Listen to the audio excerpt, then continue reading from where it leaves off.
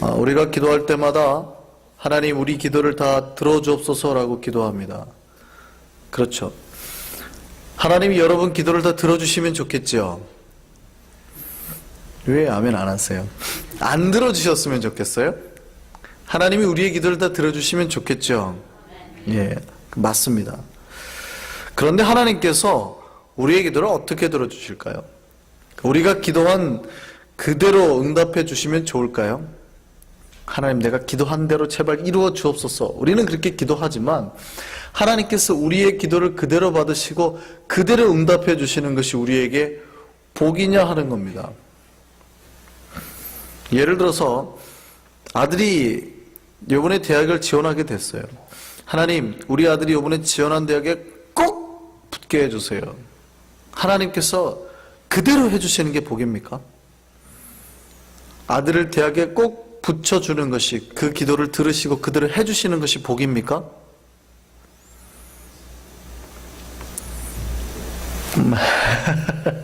말씀 안 하세요. 근데 우리 입장에서는 그게 복이에요. 인간의 입장에서는 그게 응답이라고 생각하는 거죠. 근데 만약에 하나님이 안 들어주시면요, 예, 거절당했다고 생각하는 겁니다. 내 기도가 응답이 안 돼, 이렇게 생각하는 겁니다. 하나님이 우리의 기도를 들어주시는 게 우리의 복일까요? 아니면 안 들어주시는 게 우리에게 복일까요? 들어주는 게 복인 것 같기도 하고요. 예를 들어서요, 좀 쉽게 말씀드릴게요. 우리가 로또 복권을 샀는데 하나님이 1등에 당첨되게 해주세요라고 기도를 했어요. 근데 1등이 10억이에요. 여기에 당첨이 안 됐어요. 이게 복일까요, 아닐까요? 이게 복은 아니지만 더 쉽게 더 쉽게 설명을 드립니다. 하나님이 그 주에 그게 안 되게 하는 거예요. 화가 나가지고 다음 주에 다른 복권을 샀는데 이게 1등이 100억짜리거든요. 근데 이게 됐어요. 내가 1등 10억 됐으면 그거 안 샀을 건데 안 돼가지고 그 다른 걸 샀더니 됐단 말이에요. 어느 게 복입니까? 자, 돈이 10억, 100억이 복은 아니지만 그 절대 복은 아닙니다. 근데 제가 여러분에게 이해하기 쉽게 하기 위해서 설명을 드린 겁니다. 그러니까 우리의 기도를 안 들어주시는 게 더 큰 복일 수 있다는 걸 여러분 항상 염두에 두셔야 된다고요. 그러니까 우리의 기도를 들어주시지 아니하는 것이 우리에게 복이라 그러면 여러분이 그거 믿으셔야 된다는 얘기입니다. 이제 이게 조금 이해하기 어렵지만 인간의 입장에서는 불편하거든요. 기도를 안 들어주시면. 그런데 하나님은 항상 최고의 것을 준비하신다는 겁니다.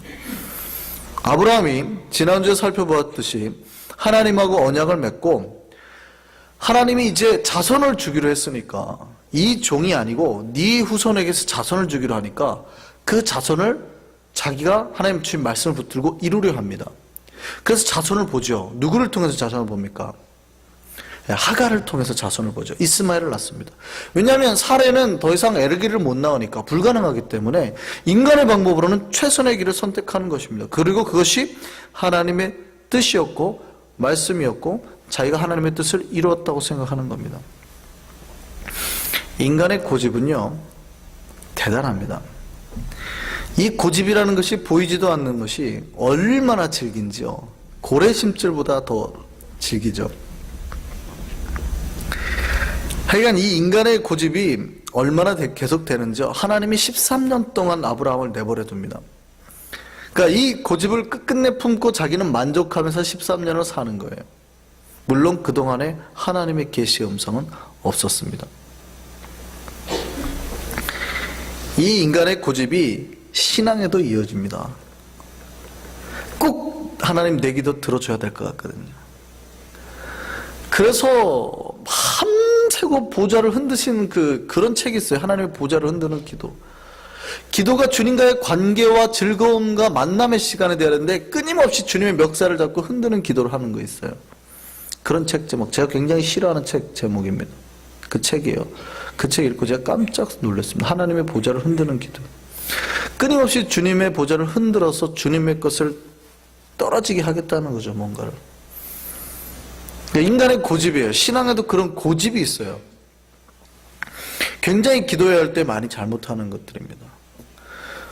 그러니까 과부가 불의한 재판관한테 밤새 두들겨가지고 열어줬던 것처럼 하나님 이렇게 막 계속 두드리면 하나님 복 주는데 막 하여간 목매달라는 거죠. 이렇게 가르치고 있다고요. 근데 그게 진짜 기도의 좋은 방법이에요? 예. 인간의 고집대로 하는 방법입니다. 어느 경상도 지역에 한 목사님이 계셨는데요.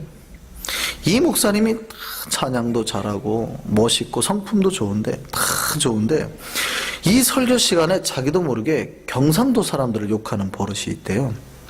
경상도 교회인데 경상도 지역에서 경상도 사람들이 많은 설교 시간에 자꾸 경상도 사람들을 욕하는 버릇이 있어요. 그 듣다 보다 못한 장로님들이 목사님을 찾아갔습니다. 목사님, 제발 설교 시간에 경상도 욕 좀 하지 말아주세요. 교인이 대부분 경상도 사람인데 정말 교인들이 너무 싫어합니다. 장로님들이 찾아와서 사정하고 교인들이 모두 싫다고 하자 목사님도 아이고 잘못했습니다. 죄송합니다. 다음부터는 그런 욕이 튀어지 나오지 않도록 노력하겠습니다. 신경 썼어요. 근데 오늘 저녁 설교 시간이에요. 목사님이 마태복음 26장을 가지고 최후의 만찬에 대한 걸로 설교를 하시는 거예요. 이렇게 설교하십니다. 예수께서 제자들과 함께 음식을 먹을 때에 제자들에게 내가 진실로 너에게 이르노니 너희 중에 한 사람이 나를 팔리라고 말씀하셨습니다.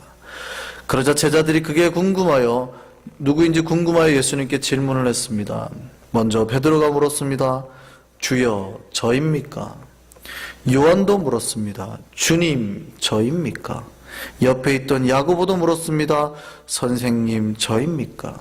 마지막으로 가룟 유다도 예수님에게 물었습니다. 세임예 저라예.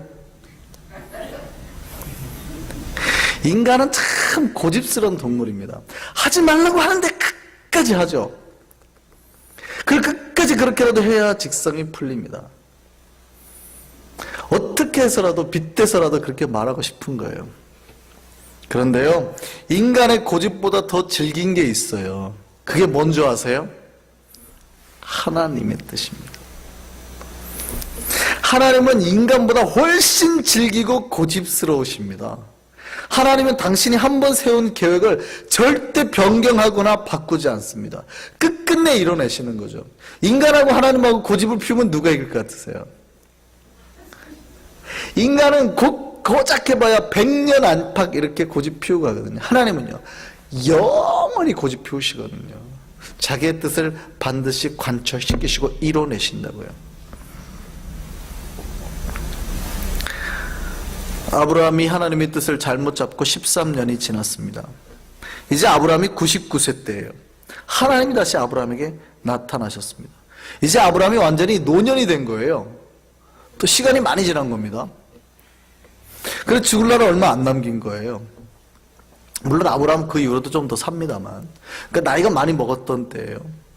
이때 하나님이 아브라함에게 다시 13년 전의 언약을 상기시킵니다. 이게 오늘의 본문이에요. 4절 한번 볼까요? 하나님이 아브라함에게 나타나서 말씀하십니다. 4절 같이 읽겠습니다. 시작.